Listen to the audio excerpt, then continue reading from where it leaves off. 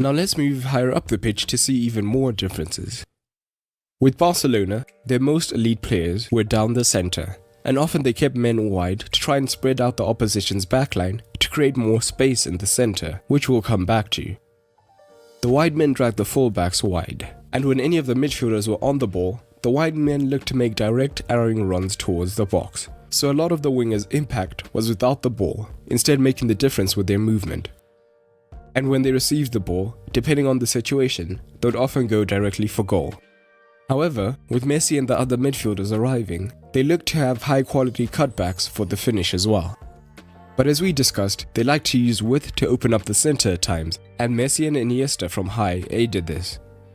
On the right, Messi often moved to join Pedro or Villa to overload one flank, forcing the opposition to compensate and thus leaving space for the others in the centre. On the left, Abidal didn't tend to overlap, instead staying narrow, so Iniesta would often push wide to join the winger, or often when the winger made his central run, he did this to take the fullback away from him, or to find space if the fullback followed Villa.